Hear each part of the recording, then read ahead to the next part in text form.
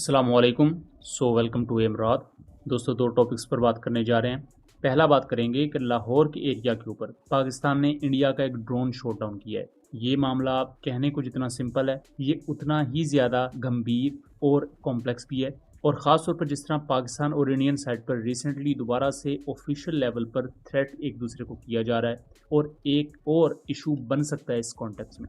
फिर उसके बाद हम बात करेंगे कि पाकिस्तान नेवी और इंडियन नेवी ने अपनी वर्किंग बाउंड्रीज के बिल्कुल करीब एक दूसरे से सिर्फ 60 किलोमीटर की दूरी पर नोटैम्स जारी कर दिए हैं लाइव फायर पावर एक्सरसाइजेस के। और ये चीज़ भी इस खित्ते में बढ़ती हुई पाकिस्तान और इंडिया की राइवलरी और ऑपरेशन सिंदूर के बाद भी जो टेंशन इस वक्त माउंट हो रही हैं उसको डिस्प्ले कर दिया है। इसका आउटकम क्या निकलेगा, और कुछ सोर्सेज के मुताबिक पाकिस्तान नेवी कुछ नए वेपन सिस्टम्स टेस्ट करने जा रही है। दोस्तों, पहले टॉपिक की तरफ आ जाएं तो अगस्त 9 या कुछ सोर्सेज के मुताबिक अगस्त 10 को एक हेक्साकॉप्टर इंडियन आर्मी का उसे शॉट डाउन किया गया है लाहौर के ऊपर। इस चीज को लेकर इंडियन साइड पर कंप्लीटली खामोशी इख्तियार की गई है, जबकि इसके विजुअल्स आप देख सकते हैं। ये एक छोटा क्वाडकॉप्टर नहीं है, बल्कि आपको इस पर 6 टर्मिनल्स देखने को मिलेंगे जिन्हें हेक्साकॉप्टर बेसिकली कहा जाता है। इनकी पेलोड कैपेसिटी ज्यादा होती है। इन पर इवन आप एक ज्यादा बेहतर या ज्यादा एफिशिएंट इलेक्ट्रो ऑप्टिकल सिस्टम भी माउंट कर सकते हैं, जो कि रिकॉनिसेंस और सर्विलेंस जैसे मिशंस के लिए एक सेंट्रल पार्ट है।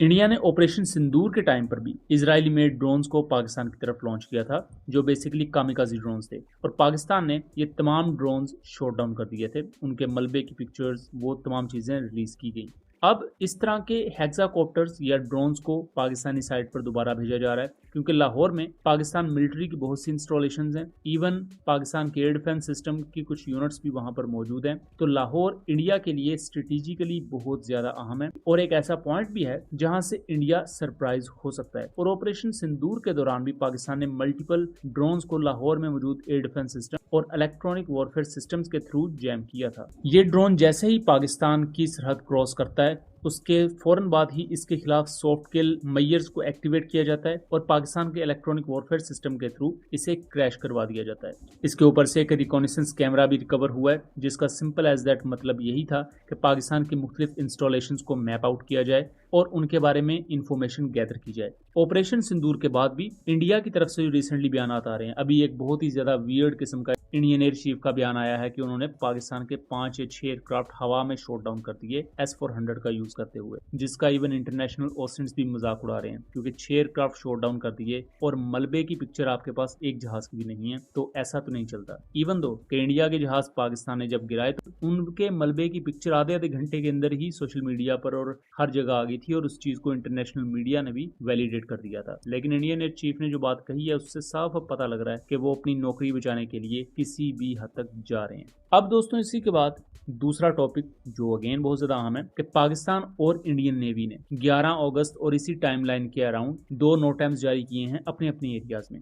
और ये पाकिस्तान और इंडिया की जो इंटरनेशनल बाउंड्री है उससे सिर्फ 30-30 किलोमीटर दूर है, यानी कि बिल्कुल एक दूसरे के करीब जाके पाकिस्तान और Indian navy's fire power demonstration exercises करने जा रही हैं। फायर पावर डेमोन्स्ट्रेशन एक्सरसाइजेस में आप अपने मिसाइल्स को मॉक एक्सरसाइजेस में डिप्लॉय करते हैं, एंटी शिप रोल में, फिर उसके साथ साथ एंटी सबमरीन वॉरफेयर के डोमेन में मल्टीपल एक्सरसाइजेस कंडक्ट की जाती हैं। इस एक्सरसाइज में पाकिस्तान एयरफोर्स के एसेट्स भी हिस्सा लेंगे और पाकिस्तान नेवी के एसेट्स भी।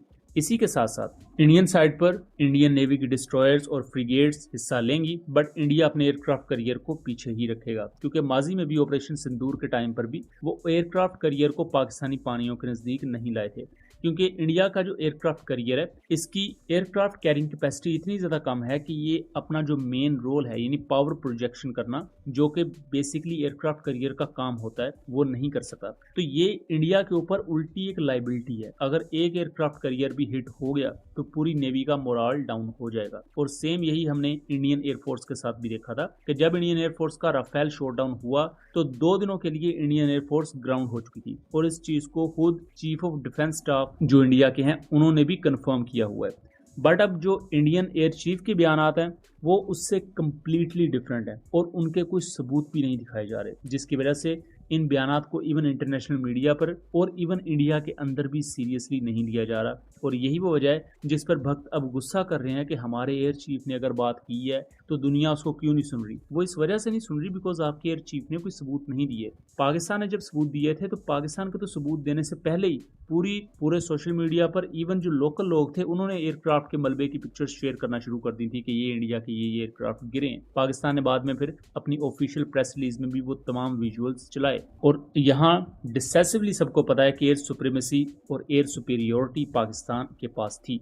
अब पाकिस्तान नेवी की जो एक्सरसाइजेज हैं इनमें अनकन्फर्म्ड सोर्सेज हैं कि पाकिस्तान नेवी कुछ नए मिसाइल सिस्टम्स को अनवील कर सकती है अगर पाकिस्तान पब्लिकली यहाँ कुछ चीज़ें रिलीज करती है अपने पीआर डिपार्टमेंट का। क्योंकि इससे पहले ऑपरेशन सिंदूर जब नहीं हुआ था तो पाकिस्तान नेवी ने कुछ अहम नोटैम जारी किए थे 24 से 25 अप्रैल के दरमियान और उन नोटैम में कुछ ऐसे वेपन्स को टेस्ट किया गया कि इंडिया का जो एयरक्राफ्ट करियर था वो 26 अप्रैल को वापस अपने कारवर नेवल बेस पर चला गया था। तो वहां से इंडिकेशन मिल गई थी कि पाकिस्तान नेवी कुछ ऐसे सरप्राइज पंच तैयार रख के बैठी हुई है जिसकी वजह से इंडियन नेवी ने सबसे पहले अपने एयरक्राफ्ट करियर को पीछे भेजा। बट लेट्स सी कि क्या पाकिस्तान नेवी इस दफा कुछ नई चीज हमारे सामने पेश करती है या नहीं। बट जो नेवल साइड पर इस वक्त इंडिया इतना ज्यादा एक्टिव हो रहा है उसके लिए पाकिस्तान नेवी कंप्लीटली तैयार है और हर किस्म के हालात को काउंटर करने के लिए अपने तमाम एसेट्स को डिप्लॉय रखे हुए है। सो दोस्तों ये था एक एनालिसिस। उम्मीद करता हूँ चीज़ें क्लियर रही होंगी। वीडियो पसंद आई हो तो इसे ज़्यादा से ज़्यादा आगे शेयर कीजिएगा ताकि इस तरह की मज़ीद इन्फॉर्मेटिव वीडियोज़ हम आपके लिए लेकर आ सकें। मिलेंगे अगली वीडियो में, तब तक के लिए अल्लाह हाफिज़।